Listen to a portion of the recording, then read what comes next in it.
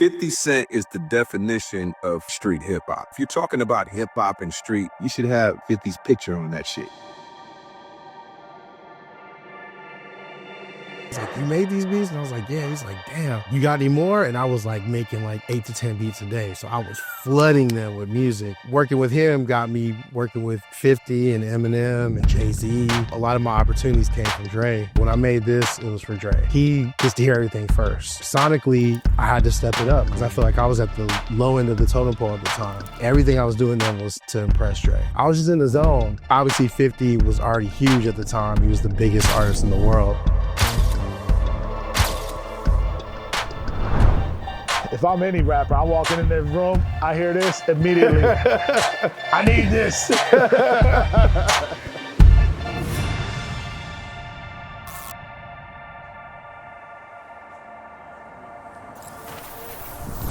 So long story short, we made it out to sunny LA and we're shooting a new episode of BackTrak right here with my good friend DJ Khalil. Make sure you go to shoptomorrow.com and get the new flavors. You know what it is. Like, subscribe now. Holla.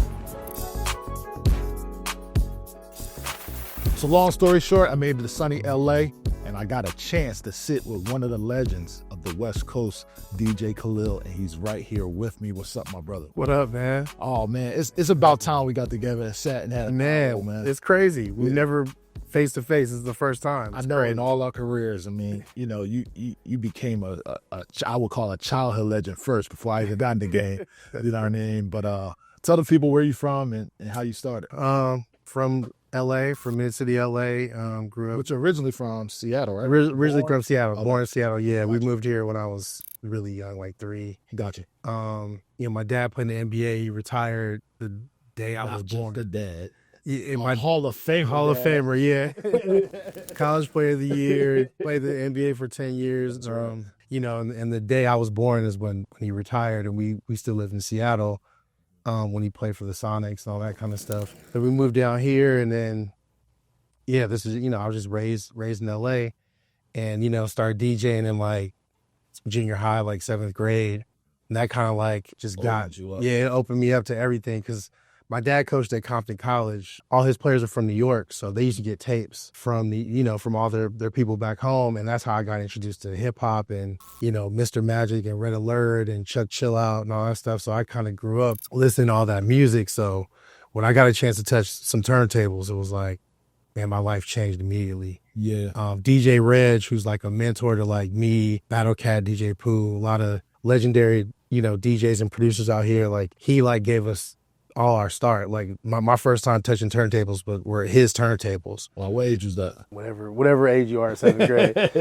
Very early. Yeah, very early. No age shown. But you know, saved up and got my own turntables by the 9th grade, and then I started doing parties, and then my mom bought me a Casio, I think it was the SK1 with the pads on it, with the 4 seconds of sampling time, and I started making my own like pause tapes with that. You know what I mean? I was like making beats and like playing for my best friend Ross Sudan at school, and that started my whole production journey. Wow. And then I met a friend in high school who had his own studio. He's the first person I'd ever seen who converted his garage into a studio. And that's kind of like where me and Chase, you know, Chase Infinite, who, you know, he's the other half of Subscientific, our group, that's where we kind of started, and we started making our demos and stuff. You know, we dropped our first album in 2001, but, you know, we dropped a bunch of vinyl before that. And that was kind of like my introduction to like the hip hop scene, where like I did the whole project from front to back, because we were trying to like be like P Rock the Seal Smooth and Gangstar. You know, those were my heroes growing up. So it was like Marley Marl, DJ Premier, Pete Rock, and that just kind of like introduced me to a whole, you know, all the artists out here. And then Razkaz heard my stuff, Legend. and then, man, shout out to Raz. Raz gave me my first break. Literally, he was on Priority at the time, and Chase was working at Priority too, and that was like my first like real like industry check. So that was like my first placement working on Van Gogh, his album Van Gogh, and that was like the beginning. And then, you know, fast forward, I just kept making beats and working with independent artists, and you know what I mean? That kind of led up to me being reintroduced to Dr. Dre, because I met him through my sister when I was 13 at her birthday party. He was there. They're really good friends, and he talked to me and my brother for like 45 Wow. minutes of just like how he got started, his journey, like how his mom didn't believe in him. And it was just so inspiring. And he was just so gracious with his time. That's so crazy to be that young and have mentorship from one of the greats. It was crazy. And it is going into his prime. Yeah. Yeah. You know what I mean? And I grew up on his mixtapes and, Yep. you know, CIA to Bobby Jimmy, you know, all that stuff that he produced up at that time, JJ Fad. Yep. So, you know, I was a huge Dre fan already. Then you fast forward to like 2003, he signed this artist named Brooklyn, and I did some production on there. Actually, me and Jake won. Shout out to Jake. And he loved the music so much that he was like, yo, who made these beats? As soon as I walked in the studio, he was like, yo, he remembered me from when we had that conversation, and he's asking about my sister, Stacy, and, you know, we just kind of reconnected, and he was like, you made these beats? And I was like, yeah. He's like, damn, you got any more? And I was like making like 8 to 10 beats a day. So I was flooding them with music. But every time I came back, and then I think after a few months, like he sat me down, I was like, yo, I want to sign you as a producer to Aftermath. And I'm like, what? Like, you know what I mean? Like my hero is like, yo, I want to sign you, you know, and I want you to, you know, be a part of our team. And, you know, Focus was already there, and Denon, you know, those are like my heroes, you know what I mean? At the time, they were at the top of the food chain. He saw something in me, and he was talking about Detox at the time. He's like, yo, I'm gonna use this for Detox. He's playing my beats. He's like, I'm gonna use this for Detox. I'm like, what is happening? You know what I mean? I watched For greatness, right? Yeah, man, it's just crazy. And I got to watch him work. He was mixing 50's album, Get Rich or Die Trying. I was in the studio watching him do that, and it's just like a dream come true. What a time, bro. What a time. He's still big brother to this day. Like, That's right. Still, That's right. I can call him. I ask him for advice. He's always giving me jewels. You know what I mean? So working with him got me working with 50 and Eminem and Jay-Z. A lot of my opportunities came from Dre. Dope. And just, you know, my name kind of spreading from there. I mean, Nas, like everybody that I work with is really like a result of working with Dre. I want to jump into the childhood part because we got similar paths. So Yeah. we both played basketball. Yeah. For those that don't know, he's a shooter. I heard about his shooting camps, playing basketball, working on the ASR early on for a reason, and just being in music at the same time. When did you realize, and I told this story for myself, when did you realize, like, I'm not going to NBA. I'm going to do music. Oh, that was way early. I knew I wasn't going to NBA. I was an asthmatic. I was not athletic. My dad was 6'3", big shoulders, big hands. I got none of that. I got, like, you know, I just loved competing. Like, you had no choice in my house. All my brothers played basketball. They played varsity. So we just lived in a basketball house, but I feel like... Are you the youngest out of everybody? No, I have a younger brother. You got a younger brother. You know, we all grew up just competing against each other. That was my first love, literally, was basketball. Facts. And then, you know, music just came just from, you know, my dad playing records in the house. You know, my dad wrote liner notes on Les McCann, Much Less. You know what I mean?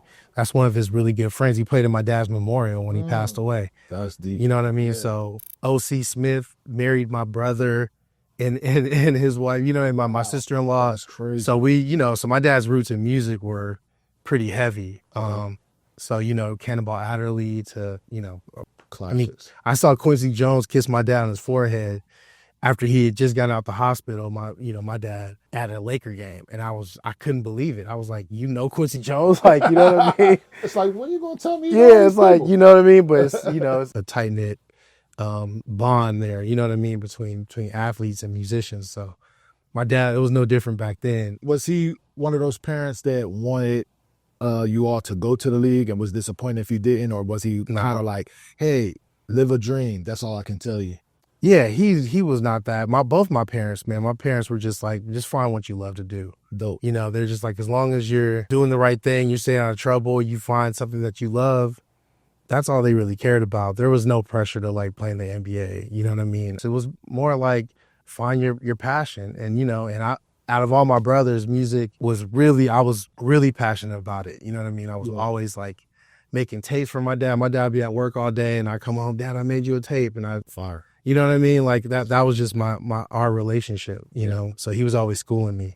Moving forward, late 90s, early 2000s, you mentioned Chase Infinite in the group, and Soul Assassins. Mm-hmm. How did those things help shape your mind into moving into better things in the music sense? Oh, I want to be professionally known as DJ Khalil. Because I know being as a DJ is like how I told you when I played basketball. Yeah. I knew I wasn't going to NBA. Yeah. But I also didn't know the next level to DJing. Yeah. Didn't have we didn't have YouTube and all that stuff back then, so I didn't know DJ Dr.Dre. Yeah, As I that's didn't right. know Yep. DJ Pharrell. Yep. DJ Timberland. DJ Premier. I was the only person I pretty much knew about, and also Pete Rock just because of the scratches. Right. But I had to find out later because I was so young. I was like, oh, that's what the transition was. Yeah. You know what I'm saying? Yeah. I didn't have that transition. Did you see when you were working with Chase and Self and Soul Assassins that was going to be a transition out of DJing and where you were going to take it? Yeah. I mean, I think before I even had a group with Chase, you know, my best friend, Ross Sudan, we had a group called Soul Survivors. And then we still made music together. And then like I met Chase in 8th grade at basketball camp. That's how we linked up. We both were at an invitational basketball camp in Santa Barbara. He went to Canoga Park. I went to North Hollywood. So we played against each other. You know, we're in the same league, conference, and all that stuff. So he had started rapping. I had just started making beats. So, man, when I heard Chase rap, I just had no idea how incredible he was. He started hearing my beats, and then I just invited him to the studio, and then that was when So Scientific was born. Well, we were called Numbskulls before that because we were like trying to be like Far Side and those kind of groups, you know what I mean? Facts. And it was just a different thing. But then when I went away to Atlanta and we lived together, and that's kind of like where So Scientific really took shape. We had a demo deal with Loud while we were in school, and you know, You graduate? Hmm? You graduated from Morehouse? Yeah, I graduated 96. Yeah. Good. When you guys went to Atlanta, what were some of the people that influenced y'all then? Like listen to the music. Was it Outkast? Was it early like Everybody. bass music? It was Everything. I mean, we listened to everything, man. Like my roommate sophomore year was from Dalton, Georgia, man. And he put me up on A-Ball and MJG, and I was like, I couldn't believe it. Like you had to be from there to know about A-Ball and MJG. We didn't know about that on the West Coast. He had a Master P poster on his wall. Wow. You know what I mean? That was like way before Master P became who he was. No Limit became what it was. You know, I got an education on Southern music. You know what I mean? Yeah. Even Memphis, like Skinny Pimp to DJ Jimmy and Jimmy up. the world. You know what I'm saying? So it was like a melting pot. Atlanta was a melting pot of New York, down south, Yes. you know, Florida. It was all like a mixture of everything. So that's really like how I learned about. I was influenced by all that. Yeah, I was confused because when I first got to Atlanta, you were on your way out. I came in 97. It's crazy.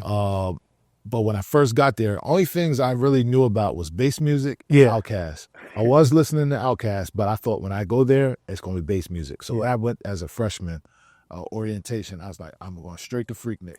You know what I'm saying? I want to see the women shaking their ass. You know what I'm saying? To booty shake. That's what I went to Atlanta for. I'm going to school for that, right?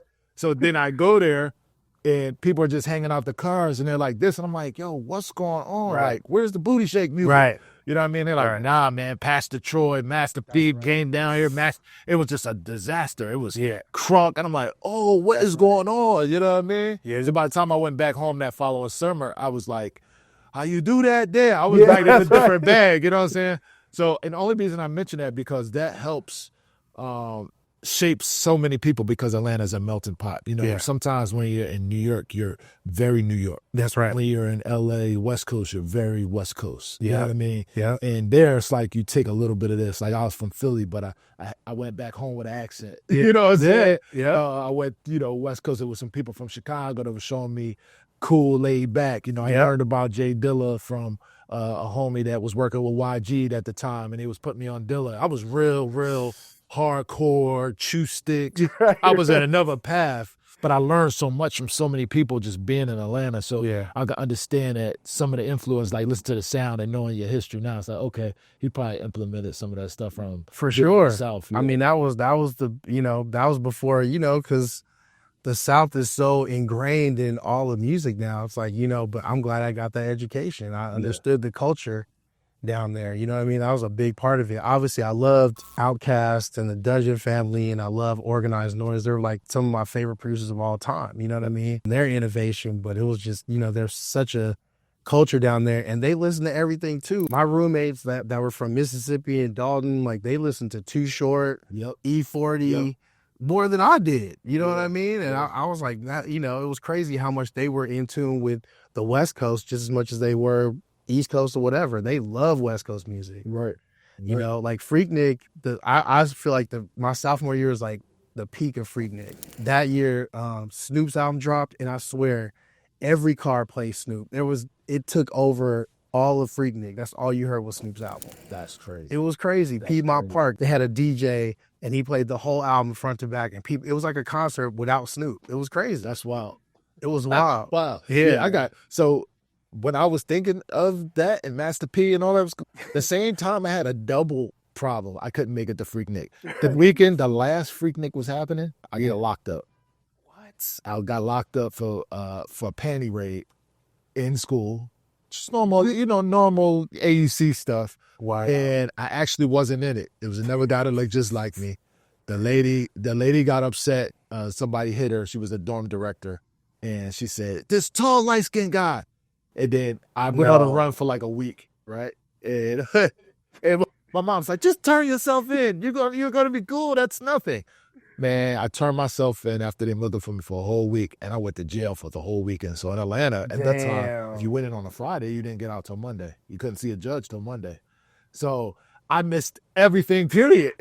Even if I was to get a chance, I didn't catch it. So it was good, though, because I was able to really be like, yo, shape up. Right. You know what I mean? That's together, one thing.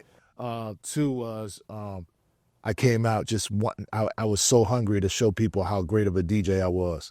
You know what I mean? Right. So did you do a little DJing in Atlanta? I did. Okay. I did a little bit. But I mean, there's so many good DJs down there when I was there, man. Drama was there. He was tearing it up. Dude, that's what I'm saying. Drama was there. The JC, Mars. JC. Dude, I saw him battle. JC is amazing. Crazy, man. JC, bro. Yeah, I was like, yeah. So, I just ended up watching them. And then, then everybody would fly down there. Biz Markie would come down. Clark Kent, rest in peace. He came down. Like Kid Capri. Yep. Everybody would come down there and spin. Like, every weekend there was some crazy party or club that they had a huge event. And it was incredible. As soon as you graduated, did you decide to go back home or you stayed for a little bit? What happened was my dad ended up getting sick, so I ended up moving back home. I was going to move to New York. Okay.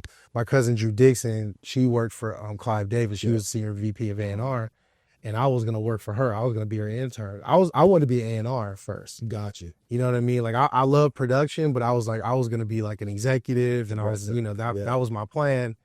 And then, I just had to come home. My dad got sick, and then I just got home. I was like, man, I'm just digging into the beats because that was all I had to do. Right. I got this thing with the West Coast, so I always say, and this is going to be in the comments because I had a million people ask me about this, East Coast was very grimy, very dirty sound. The West Coast, to me, was very, fierce EQing. Oh, yeah. Real clean. Yeah. You heard, every instrument. Us was just, you know what I'm saying? There was a real Black Moon, super dirty, grimy face. But there, y'all still had the edge, but it was very clean. What can you tell me about the West Coast sound that made it clean? That it was something that y'all heard differently than just boom bap? Did y'all use break beats differently than we used them?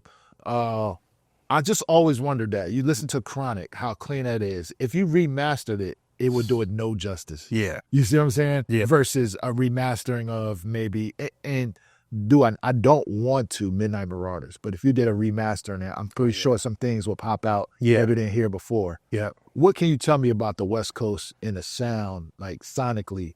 What were y'all aiming at? LA specifically is a car culture. Okay. You know what I mean? So it's really what sounds good in your car. Got you. If it knocks in your car, so when you heard Dope Man for the first time, when you heard somebody drive down the street playing Dope Man, it's like there's nothing like it. You know what I mean? That's our culture. Like you cruise Crenshaw on Sundays. Right. That's what people did. You know what I mean? They post up on Crenshaw. How loud your car was. I heard that. That makes sense. You know what I'm saying? So, even when you listen to old Dr. Dre mixtapes, man, I mean, they're immaculate. Right. They're like mega mixes. The way he's putting it together, he's producing these. And, he got influenced by, Molly Mall and Bomb Squad, and you know what I'm saying? Those they were. I mean, I would say Bomb Squad was the cleanest. They were the cleanest East Coast sound. And they were a huge influence. You know, you could hear that in Dre's music. You know, we listen to funk music, obviously Parliament, all that kind of stuff. And then it's the car culture. It's gangbang car culture. Right. And that's really like, to me, the music kind of reflects that. You know what I'm saying? It's like, it's that makes sense now, car culture, because you can't have no loud break beats come out of cars. Nah, you're not bumping Black Moon like yeah, that. we were walking down the street, so we had to walk, man. Right. There wasn't no cars. It's though. more You know what I'm saying? personal. It was train. Here, it's like we spend time in our cars, so that's Makes really sense. that's really why we wanted to bump stuff in our cars. That's the main reason to me. Even when Crowd 2001 came out, it was like I still you couldn't say this escape it. day, bro. I'm like, what? How have we get here? It was like that's the ultimate car experience. When you put that record on, it was like mind blowing. Yeah. You know what I'm saying? That was the gold standard for testing your car. Real talk. Was Crime 2001 to me. Real talk. So, and it's still to this day, it's like I reference that for mixes and all that. We all, you know what I mean? I do. You know what I'm saying? Dre is the standard. You know, he's the, you know, I mean, obviously Battle Cat and Quick are right up there too, but Dre is the top of the food chain, you know what I mean, in my opinion. So being close to him and watching him work and what he does, you know, the SSL is his instrument, literally. Right. That dude, he can mix a record in 15 minutes in front of you and it'll sound like the greatest thing you've ever heard. 2 takeaways from Dr. Dre. What did you learn that you say, I'm about to put that in my back pocket? It's too many, but we're in the song business. Okay. So he really, really made it a point that I understood that. Yeah. And your production reflects the kind of songs that you make. So my style production was, I'm going to throw everything in there. Yep. You know what I mean? I'm going to throw the kitchen sink and I'm going to sound design. To a person who just listens to beats, they're like, this is incredible. But when I was working with artists, they couldn't write to it because there's no space for them. Yeah. You know, and he's the master of that. He's the master of simplicity. Yep. It's something that's infectious that you want to keep hearing over and over and over again. I didn't really understand that until much later. But that was his, you know, way of teaching me, like, you know, like what you do is incredible. You just gotta simplify it. You know what I mean? And once you figure that out, you're good. I'm trying to think another one, man. He really pays attention to work ethic. And I think his work ethic, like what I take away from him is that he outworks everybody. He'll stay up until 10, 11 the next day to finish a record. You know, it's like urgency. There's an urgency with what he does. I feel like that's reflected in all those classic records that he's done is like the urgency, like it needs to be done now. Like we, you know, while we're in the moment, let's get it done now. Yep. And the records will be done. And he's mixing while it's being recorded, he's already mixing it. So by the time the vocals are done, all that, it's a finished record. Yeah. You know what I mean? It's amazing that he had that much respect because there are sometimes when these artists, I've heard these myths of him having to tell artists to record it several times. Oh, yeah. 100, 300 takes until he feels like it's right. Yep. Nowadays, you might get in a fight. Yeah. I'm not doing it over. What do you mean? Right. It's not right. You know what I'm saying? So it's amazing to hear those stories and see a person like Snoop Dogg become one of the greatest ever. Eminem, one of the greatest ever, even leaking into 50 Cent, which was notably one of the best artists of the 2000 period. And just everything he trained, like you've seen Eve, you've seen, you know, all these guys. I feel like 50 would punch Dr. Dre if he makes him do this job over and over. But he always said, man, it helped him and made him better. So it's good to hear that you had some takeaways because I know every time I sit with somebody, it's like, oh, put that in my back pocket. You know what I'm saying? Things I need to learn. You gotta pass that along. That's Dre's whole thing. Like he's telling you that for a reason. You're supposed to pass that on. Yeah. If you pay attention and you're really there to do the work and you understand what's going on, man, there's so many things to take away from it, you know, and I really think that really helped my career. Dope. You know, and he still works to this day. He just that's all he does is work. You know what I mean? And it's his therapy. You know, he told me that. I've never heard him say that before, but he's like, man, this is therapy for me. And I'm like, man, that's how I feel. Right. You know what I mean? It's really important, like having that expression and being able to get that out every day is really important to what we do. Right. Just being around him, man, it's like he's just an inspiration, man. He's incredible. You playing the instruments? I play the keys, but I wouldn't call myself a musician. Okay, so never picked up a bass. No, never drums, no 2x4s clapped together for a clap. No, I mentioned that because I ran into some people like, this is how I make my clap. I got two 2x4s, clap. You know what I'm saying? One thing I want to dive in, this is really important to me, and just trying to get this is an ongoing battle. This is like, who's better, Biggie, Jay-Z, and Nas to me, right? Computer versus analog. In this era, we're willing to fight this argument, but whose DAW is better, digital, analog? You work primarily digitally, right? Yeah. Is there times where you think that I need to go analog? Are you chasing a sound? Can you manipulate it to where somebody can't guess? Can we, with your conversation, what you're about to answer now, can we end a piece of this by saying digital is better than analog? Is it equal or what? I mean, I can't say digital is better than analog. I do like the technology. I love the fact that like you can create whenever you want, wherever you want, and you have all these things at your disposal. If we're talking about sonically, I feel like analog beats digital. If I'm talking about creatively, no way. It's just a different thing. With tape in that era, there was a certain urgency that they had, and with the limitations that they had, I feel like we've gotten a lot of classics from the tape era. Yep. Not saying we don't have it in the digital era. Of course we do. Yep. But I think there's a certain urgency back then. There's something to be said about that. Right. And I've had this conversation with hip hop. Like me and hip hop talk about it. Yep. And like, you know, he's very analog, by the way. Yeah, he's analog for sure. What makes for better art? Yep. You know what I'm saying? Because I have all these things at my disposal, does that mean I'm a better creative? Yep. Or if I'm limited, I feel like when I was more limited, I was way more creative. Yes. You know what I'm saying? Yep. So it's like I feel like the fact that we have so many options, it kind of hinders us creatively because we're like, man, I have this and you can't even get to everything now. Right. That's a fact. You know what I mean? But we save with time. We can make stuff faster. Yep. Our workflow is better. Works great for business, for sure. It's great for business. It's just really your preference. I don't think there's one that I can say is better than the other. Yeah. But I love the digital era. I love having my laptop and just making stuff on the spot. Somebody as sonically and mentally prepared to do whatever it takes to get that sound. I want to get your opinion on it. Yeah. Reason. Let's talk about that for a little bit. And Propeller Head, you're going to owe us a check. But Reason, this has always been a thing in the industry as well. A lot of people, they're like, Reason knocks. Yeah. But I don't see too many people on it. Yeah. Is it because for so many years, Propeller Head was so into their own plugins or VSTs, as we would call them, and people were like, yo, I want to use this with it, but I can't, so I can't use it. Or the interface was a little weird.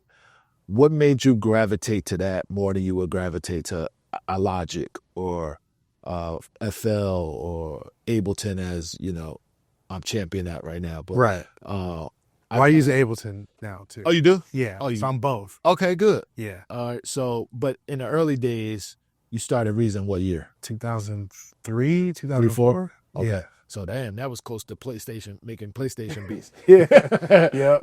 Yeah. So, when you were doing that, did you feel like, wow, this is changing my whole outlook? Oh, yeah. I mean, it was big time because, like, I feel like the way I make music is more of a live feel. So, even when I was printing stuff well, you know, you used to burn a CD. Yeah. You know what I mean? Yeah. And you play the beat and you're recording it, and I'd have to do like several different versions of it because this is before I had Pro Tools. Yeah. I wasn't tracking the Pro Tools, so I was just literally recording it directly to CD. Right. And, you know, it's like a performance. You know what I mean? Because I have like my MS-2000 and I have my my 3080. Yeah. And I'm doing stuff. You're doing intros, you're doing all this other stuff. Yeah. And then when it came down to tracking it, I couldn't do it that way because I had to recreate that. Facts. And I could never recreate it. Yeah. So with Reason, it was like, man, how I left it, it's exactly how, I can track it that way. Yeah. And that was the game changer for me. And I'm big on sound design. I feel like that's like, if I ever had a superpower, like in terms of production, it's sound design. That is my, I spend the most time on sound design than anything. Okay. And I think it allowed me to like really learn synthesis, like using the subtractor, the NNXT, all these different devices, and being able to like put them all together, and you know what I mean? Yeah. Add like effects. Like it really taught me how to like really work synthesizers. That allowed me to really learn it. So now I can like get on any synthesizer and understand what I'm looking at. Right. You're a fan of refills? Yeah. Refills they have? Oh yeah. So did you collect those? Because I know I collected them, but I ran them through Ableton. It's too many. It's like I just became a hoarder of refills, like for no reason. You're like, you know it's like that. And then you have recycle too. And recycle was ill because it had that little, every chop you had, it had that little like tail to every chop. That was an advantage. You know what I mean? Right. In terms of your beats, because it made it not as choppy. I don't know, it added something to your beats that most other people couldn't do. I love Reason, man. Reason like changed my life. I think like sonically, people don't use it because the sound engine it's punchy. It's got the punch of hip hop, but I don't think it has the dynamics. Gotcha. Which is like the wideness and that bottom that you're looking for. Yeah. But it's got the punch. So like I feel like I call it the SB12 of the DAWs. Like it's got the punch, it's got the feel. I feel like my swing in that is different than in Ableton, because Ableton has this like split second thing that it doesn't sound the same. Right. My swing is different in it. Right. When I'm making like hip hop beats, I use strictly Reason. Yep. When I'm doing like my jam sessions and everything else, or I'm doing writing, all Ableton. So arguably, kind of like a big deal, is a record that everybody loved. When I heard it, I never heard anything like it. I was like, what is this and why? Yeah. You know what I mean?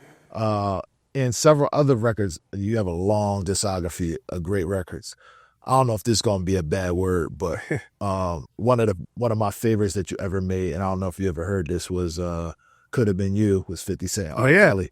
You know what I mean? I don't know. Again, I don't know if it's a bad word to say R. Kelly, but that beat right there, between that and Mama Made It, was some records that I was like, I have no idea if I'm ever going to be this good, bro.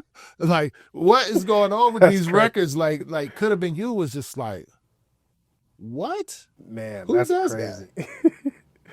It's just funny because I get that all the time. Like cats that really know Yeah. my discography always bring that record up. I'll say back then, like I didn't call myself a musician, but I played all of that. Shout out to Chin and Jetty. I think he played guitar on it, but all the keyboards and the bit, like that was all me. I wasn't thinking. Like I don't even know what I was doing then, because like it's all a blur. I don't remember how I made that. Yeah. I couldn't I couldn't do it now. Yeah. Like I listened to it, I'm like, what was I thinking? Like I don't even know what was but I wasn't. Yeah. I was just literally like playing. Yeah, the turnarounds, like it was just like, it was hip hop with B-sex and things. And I was just like, why? Like what like I don't get this. I was thinking like I over analyzed it. I was like, yo, R. Kelly's got these hooks, he got bridges. Yeah. And I'm like, maybe he kind of like sequenced it to be like this, but he couldn't because the music was going along with it. It was like, how's the turnaround here for the 4 bars? It goes back. Amazing record, bro. Thank you, man. Yeah, that was supposed to be for Dre's album. That was like originally for Dre's album, and he gave it to 50 for. So I just discovered that recently in all these world of leaks. They got a detox thing at YouTube. It's over like 300-400 records. Yeah. That version has like, it's in there as detox record. Yeah. You know what I mean? Yep. And I was like, wait, that was his record? That was his record. Yeah, it was his record. And Dre was very iffy on R. Kelly's part. He was like, 50, you can have it. You know what I mean? When I gave Dre the files, he replayed a lot of like the percussion and stuff. Like he, because just sonically, he just hears differently. You know what I mean? I'm doing it in this like lo-fi Reason session. You know what I mean? But he like really made it like a record, you know what I'm saying? But I just remember playing it for him. He was like, what made you play the bass note on this, this chord? I was like, I didn't even know what I was doing. I really didn't know. It was literally stream of consciousness. That's all that was. Bro, that's crazy to hear, because I was still confused to this day. I still like, man. Thank you, man. That's one of them joints we'll turn on. I got a couple buddies that we got a thread of things that we just drop in, and like that song easily comes up like once a year. Crazy. Of a beat that everybody's like, how do we do this? That's crazy. I wouldn't have been able to do that in anything. That's all Reason. Like that's a Reason. That's crazy. Beat for sure. Of the sounds, everything is like all Yeah. No VSTs. That's all Reason stock sounds. Yeah. So if you didn't know, we don't talk about flowers and all this shit that they talk about now. But if you didn't know, every interview or most interviews I've done, or just people in general, your name comes up. Really? So I just wanted to let you know. That's crazy. If you ever thought about like, man, I'm good, keep going. 'Cause people are watching you. You know what I'm saying? That's crazy. Everybody else had with Dahi, everybody was like, bro, are you getting Khalil? I'm like, yeah, I'm getting Khalil. Those are my guys. Even Mike me, Keys, no IDs, like, bro. Yeah, come on, man. You know what I mean? Like the Keys, they mentioned it. Yeah, like, man. Those are my guys. A lot of people say they wouldn't be here if it wasn't for your inspiration. So I wanted to let you know that. You know Wow, what I mean? man. No, thank you. That's incredible. Yeah. And then, today we're getting to another sleeper. So I have this thing where sometimes these shows will show the biggest hits or the records that were groundbreaking for them. In this instance, you have so many dope records, but I felt like if we got into one of these records that could really be like, wow, he did that. Whoa, he did that with that. And it's still kill, right? Yeah. With 50 Cent and Akon. We're going to get into remaking that from scratch. But this is one of my favorites, and we're going to get to that right now. Home studio or big studio? Home studio all day. And why is that? Man, I like the solitude. Like I like being alone when I'm creating. Yep. I think like when you're in a big studio creating, it's like, unless you're there writing or something like that, I feel like it's great for that. But if I'm making a beat, I can't do it. It's too much energy coming in and out of the room. Yep. I feel like I don't like having a lot of people around when I'm making stuff. It's only certain people I allow, like Chase and Crondon. Like, you know, Shout we out all to came up Crondon. together. Yeah, we all came up together. Shout out to Crondon. And, you know, that's like family. And they give me like constructive criticism, you know what I mean? But unless you're there to create with me, like I just hate people that come in and out. Like I'd have to lock the room out. If It's the same thing with me. I was saying I'm an introvert, extrovert. Like I love being a scientist in the studio by myself, but I also like the big studio where I can walk around, get in the corner. Sometimes I'd stand up on, the couch or the table in that studio just to hear it like a club. I'm used to just a Coachella feel or like a club feel. I like to get excited, but I'm also by myself when I'm doing this. I'm not letting everybody in the room. Right. You know what I'm saying? But in your process, what do you like to do first? Drums, music? Drums. I like to start with the drums. Why is that? I feel like that's just all my favorite producers. I don't even know if they start with drums first, but I feel like for me, I want to get the pocket first. So like Dilla's a big influence on me. Obviously Dre's a big influence, like Pete Rock. You know what I'm saying? Like I feel like the drums, if the drums have character, I feel like that's 50% of the beat. Dope. Whatever you put on top of that, sometimes the drums could make the whole beat and it could just be a bass line and a few other sounds. You know what I mean? Just from being a DJ, when you're mixing, the drums are the first thing that kind of, Facts. You know what I'm saying? Facts. That stick out. So I guess the DJ in me wants to start with drums first. They always say that the pulse of your heart, of a person's heart, is the tempo they usually lock into when they're making beats. What's your tempo? It's changed. Before it used to be 85 to 88. Yeah. Now it's like I start at 150 and I go up. So it's like it's double time, you know what I mean? Double time, yeah. Because, the tempo of most records changed. Everything I started doing was in that vein. Now it's going up now because now hip hop is back. Boom bap seems like it's back in. So we in the 90, 95. Yeah, you know what I mean? So it's like trying to readjust myself to that again because, that's what we used to DJ when we played records. It was all that, you know what I mean? Especially in the 90s. But, now that that's back, it's like, it's dope, but I'm readjusting. Before this record came out, where it's somewhere where 50 and them called you, it's like, yo, I need some beats, or was something like, hey, I got this idea, or just it's like, man, I think I need to make this for somebody and I'm directing it towards 50 Cent. What was the passion behind this actual record? Everything I made at that time, because I was signed to Dre, was made for Dre. Dope. So like when I made this, it was for Dre. Like, cause he got, with my deal, it's like, he gets to hear everything first. Yep. You know what I'm saying? So I always tell people there needs to be a documentary on that time at Aftermath because everybody came through there, Knots, Kanye, Just Blaze, High Tech. If you walked in there and your shit was weak, you're getting laughed out the studio. Facts. Sonically, I had to step it up because I feel like I was at the low end of the totem pole at the time. After Just Blaze, it locked out for a week, and you're like, what did he do? And you heard it. It was like, okay, I gotta step it up. Everything I was doing then was to impress Dre. And this was during the time you were making 8 beats a day? Yeah, I was just in the zone. Obviously 50 was already huge at the time. He was the biggest artist in the world. And shout out to Sha Money, because he gave so many people their first break. And this beat actually had hooks on it, because I worked with a singer named Kobe. And Kobe, the greatest. Bro, legend. My man, Kobe. We did a lot of work together. So, I don't want to leave him out, because the biggest part of the beat was his hook on the record, what he put on top of it. Akon ended up re-singing it, but it was really him and his tone and everything that 50 loved it. 1,000%. You know what I mean? Kobe's so dope. that he was such a big part of the record too. So I don't want to leave him out. But yeah, everything was for Dre. Damn, that's dope. So we get on the process. Did you sound design your drums first, or this something you already had? Yeah, I was like, it was during that time where you got folders of drums, just random, and it would just be the most random sound. You know what I mean? So it was literally going through every sound at that point. 808 sounds mixed with boom bap sounds. You just, you had your Neptune drums, your Neptunian drums, all that stuff. You had your go-to, your go-to sound. So that was, that's kind of where I started. So I found this clap.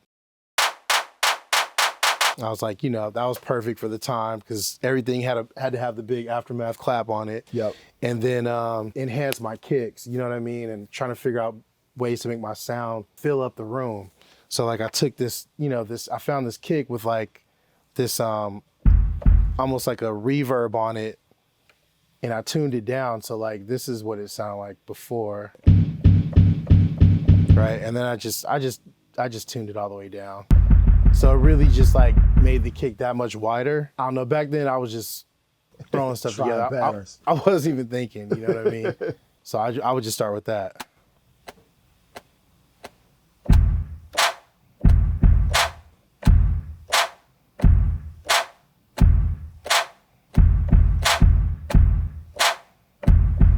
So that's re-drum you're using? That's the go-to in Reason.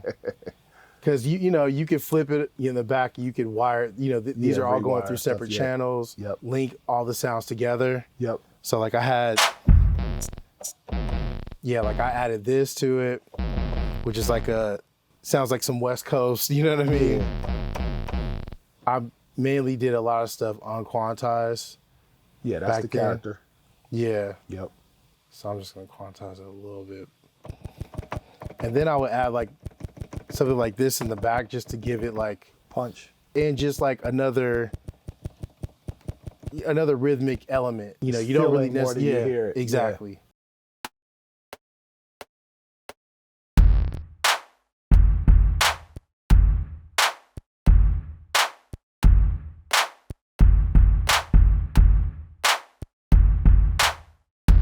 So that's go back to this. Yeah, so once I have that, I'll just try different sounds and just start playing stuff myself. Yeah. Because when I worked on the Beg for Mercy album, I sampled some Canadian prog rock group, and they killed me on the sample, and I was like, man, I gotta start learning how to play. I gotta play something. You know what I mean? This was my first attempts of me just trying to play something that just doesn't sound like a generic keyboard sound. Yep.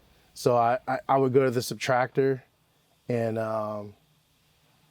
just fool around with it a little bit. Yeah, the subtractor is fire, bro. Yeah, subtractor's incredible. So I started with this sound, and then you add the RV 7000 to it. Yep. And there's a setting called Kick Bomb, which adds a lot of tail to it. So when you turn it on, see, it already changes the character of the sound. But to get rid of that tail, I wanted it to have a choppy kind of sound. They have this gate. Yep. Inside this device. Uh-huh. And so you hit the gate enable, and then you just kind of tweak it so you can see. Wow. See how it kind of cuts it off? Yeah.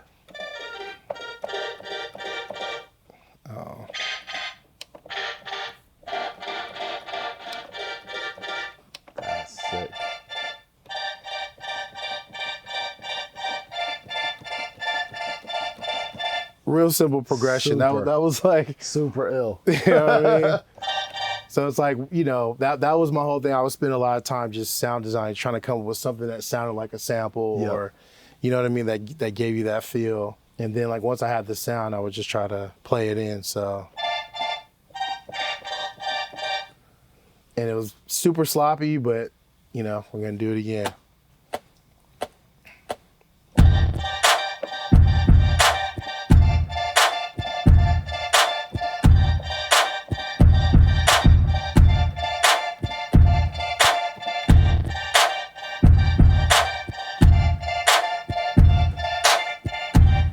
If I'm any rapper, I'm walking in the room, I hear this immediately. I need this.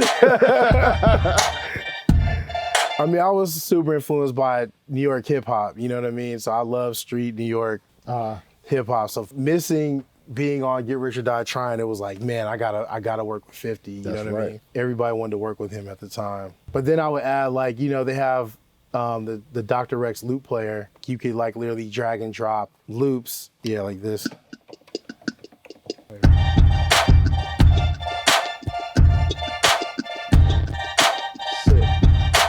So just add like another rhythmic element to it. Yep.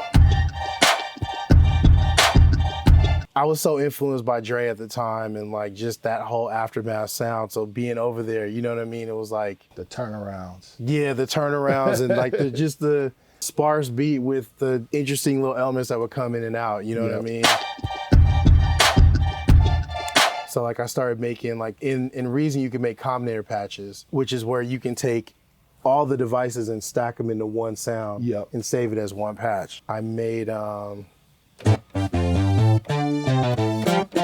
this is a sound that I made with like 2 NNXTs stacked on top of each other with like a Selena sound.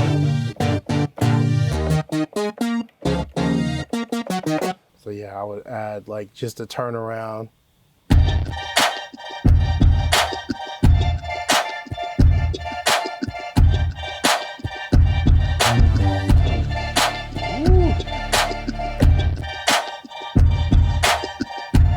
It's just like these little elements that, you know what I mean? It's like that turnaround just adds another little special moment to it, you know? And then you just keep stacking from there. It's like they have another device called the Maelstrom. Okay, that's what I'm hearing. Yeah. I'm trying to see if I can remember the chords from it. There's different ones too. Hold on. Yeah, the Maelstrom has like its own, almost like samples inside of it, like male choir, and you can make different combinations of the two. It has like 2 oscillators with their own sounds. So you're not mad at the instruments that come with Reason versus to me, other VSTs? They have one of the best DAW like libraries, I think, like period. And just the fact that you can manipulate it so many different ways, making stuff that people haven't really heard before. They're like, what is that? You know what I mean? That's like really important. That's why like I spend so much time working on my sounds, because I feel like that's what caught Dre's ear. You know what I mean? He's like, what are you doing? Like, what is that? You know what I'm saying? Reason allows you to experiment that way. It's like you can just keep stacking, you can keep searching for different sounds, and it's pretty simple.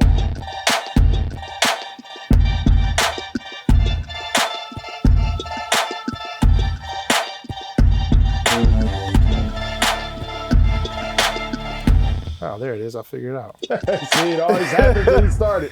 I'm telling you, I never would have remembered. That's crazy. I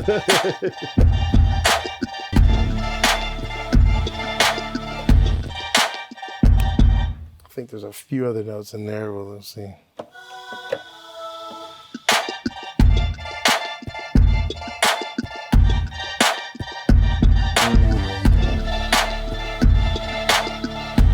Yeah, I add that on top too. It's an incredible beat. Incredible beat. I mean, that's the crazy part. It's like, it's pretty simple. I think that's why you know, they loved it so much, because it was so simple and open. Enough room. Yeah, we talked about that earlier. Exactly. Any ways that you fight away from hi-hats? Do you like hi-hats? Yeah, I mean, I spend sound effects. At the beginning, there's like a gunshot thing that I use. So you have, yeah. And then